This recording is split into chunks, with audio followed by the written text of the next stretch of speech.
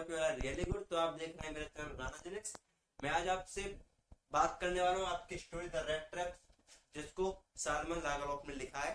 आज हम इसमें बात करने वाले हैं कि ये स्टोरी जो है एक हमारे रेड ट्रैप सीरियल के अराउंड है। तो इस स्टोरी में है क्या, रेड ट्रैप का मतलब क्या होता है पहले जानते हैं। रेड ट्रैप का मीन्स होता है जो जो जाल चूहों को पकड़ने के लिए बिछाया जाता है उसे हम रेड ट्रैप कहते हैं। मतलब कि जो जाल चूहों रैट्स को पकड़ने के लिए हम बिछाते हैं उसे हम रेड ट्रैप कहते हैं। तो ऐसे जो रेड ट्रैप सेलर होता है हमारा, वो शाम के टाइम टहल रहा होता है तो वो सोचता है ये जो हमारा वर्ल्ड है पूरा, ये भी एक ऐसी ट्रैप में फंसा हुआ है in the form of shelter, fruit and the houses. मतलब शेल्टर, फ्रूट और क्लोथ, कपड़े, रोटी और घर के लिए। तो वो जाते हैं शाम के टाइम, एक घर को नॉक करते हैं तो वहां पे एक ओल्ड ओल्ड डॉक्टर होते हैं, ओल्ड पर्सन होते हैं। वो बाहर आते हैं, वो उनसे पूछते हैं क्या मैं अपनी एक रात यहाँ गुजार सकता हूँ। तो उसको बहुत खुशी से इनवाइट करते हैं, उसके लिए खाना देते हैं, इवन उसके साथ पत्ते भी खेलते हैं। तो हमारा रेड ट्रैप सेलर जो होता है फिर वो उसको अपनी सारी बातें बताते हैं, क्योंकि वो भी चाहते थे कोई मुझे मिले जिससे मैं अपने दिल की बातें कर सकूं, क्योंकि बहुत दिन से वो भी अकेले रहे थे। वो बताते हैं कि मैं एक आयरन मिल में काम करता था, अब मैं बूढ़ा हो गया हूँ तो इसलिए मैं काम नहीं कर सकता हूँ, इसलिए अब मैं एक काव है मेरे पास, मैं उसी के साथ अपनी लाइफ स्पेंड कर रहा हूँ। और मैंने अभी रिसेंटली में 30 क्रोन्स पैसे, मतलब 30 क्रोन्स अर्निंग की है, जो मैंने अपने यहाँ पे, वो ये भी बता देते वो उन्होंने पैसे कहाँ पे रखे हुए। वो बता रहे ये वो मैंने पैसे अपने मतलब ये विंडो के साइड में हैंग किए हुए, वो उसको सब कुछ दिखा देते हैं। तो क्या होता है, रात उनकी स्पेंड हो जाती है, सुबह उठते हैं, वो अपने रास्ते चले जाते हैं और रेड ट्रैप सेलर अपने रास्ते चला जाता है। पर क्या होता है, रेड ट्रैप सेलर के मन में लालच आता है, वो वापस आके उन पैसों को विंडो स्नैच करके मतलब थीप चुरा लेता है। स्टील गेमिंग करने के बाद वो सोचता है अगर मैं रोड के रास्ते जाऊंगा तो मैं पकड़ा जाऊंगा, तो इसलिए वो जंगल का रास्ता चूज करता है, जंगल रास्ते चला जाता है। वो जंगल रास्ते जाने के बाद फिर वो उसको एग्जिट डोर नहीं मिलता है जंगल में कि मैं किधर से जाऊं जो मैं बाहर निकल सकूं।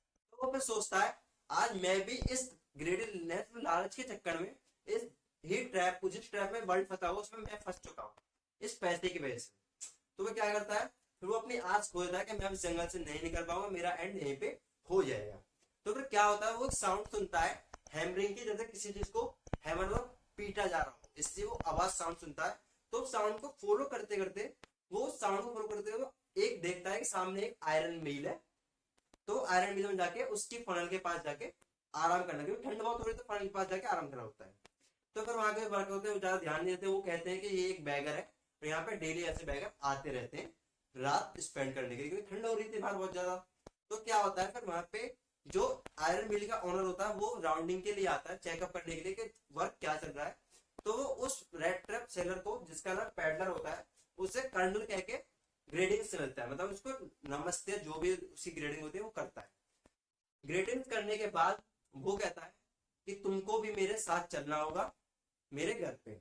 रेड ट्रैप सेलर जो मतलब हमारा पैडलर होता है, वो उनको नहीं बताता है कि वह उनका दोस्त नहीं, क्योंकि वो भी उसके मन में लालच होता है कि मुझे यहाँ से कुछ पैसे मिल जाएंगे।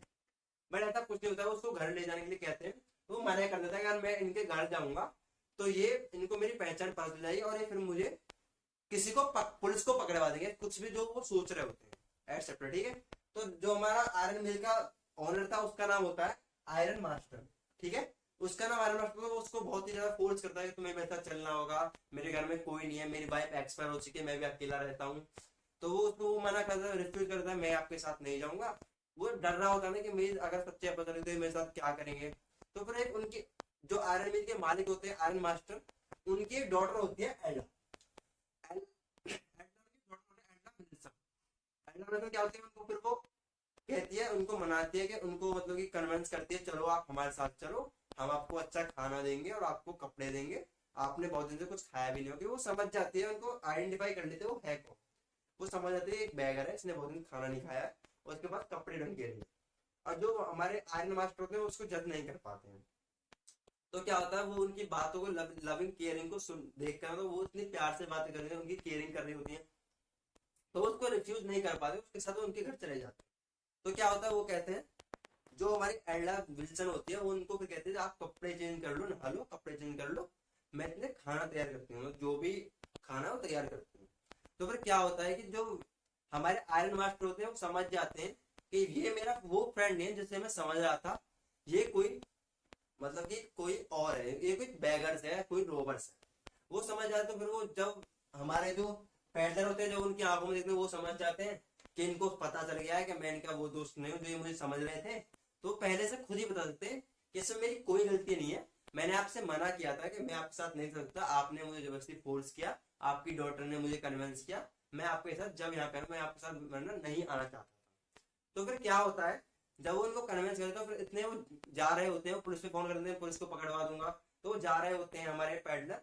तो फिर वो क्या होता है, उनकी डॉटर आ जाती है, वो कहती है नहीं आपने बहुत दिन से कुछ खाया भी नहीं है होगा, और आपने बहुत दिन शायद आप सोए भी नहीं हो, तो आप खाना खा लीजिए और आराम कर लीजिए। क्योंकि वो उनको तो आइडेंटिफाई, उनकी डॉटर जो आइडेंटिफाई कर लेती है कि वो कोई बैगर है, तो उनको आराम करने बोल देते हैं। नेक्स्ट डे क्या होता है, वो दोनों जो हमारे आयरन मिल के ऑनर होते हैं, उनकी डॉटर एडला, वो दोनों टेम्पल के लिए जाते हैं। तो टेम्पल के लिए जब वो जाते हैं, तो वहां पे खबर सुनते हैं कि एक कोई रॉबर है, उसने एक घर से 30 पैसे को स्टील किया है। तो वो समझ जाती है एडला होती है, तो वो रॉबर जो हमारे घर पे वो ही है, उसी ने वहां से पैसे को चुराया है। तो वे फिर जल्दी जल्दी अपने घर वापस आते हैं, तो पूछते हैं अपने जो उनके गार्डनर होते हैं, उनके सर्वेंट होते हैं, उनसे पूछते हैं कि क्या वो जो हमारे साथ रात आए थे वो चले गए हैं क्या। वो कहते हैं हाँ वो चले गए। तो वो सोचते हैं ओ गॉड वो भी हमारा सब सामान ले गए, मतलब ऐसा कुछ इमेजिन करते हैं वो हमारा भी सामान चुरा के, प्रीसियस जो सामान है हमारा, प्रीसियस थिंग है, वो हम चुरा के ले गए। तो जो हमारे उनके जो सर्वेंट होते हैं वो कहते हैं नहीं वो यहाँ से कुछ लेके नहीं गए, इवन वो यहाँ पे अपना कुछ छोड़ के गए, वो आपके कमरे में रखा है, आप जाके देख लीजिए। तो जो हमारे एल्डा होते हैं वो उनके लिए एक लेटर छोड़ के जाते हैं, और जो 30 करोड़ जो पैसे होते हैं उनको छोड़ जाते हैं। उस लेटर में लिखा होता है कि तुमने पहली बार मुझसे किसी ने इतनी रेस्पेक्ट और लविंग केयरिंग से बात की है, इसलिए मैं अपना रास्ता बदल दूंगा, और नीचे साइन कर देते हैं कैप्टन के नाम से। ठीक है, तो फिर वो इस स्टोरी में वो इस बात को देख के वो बहुत ज्यादा खुश होती है।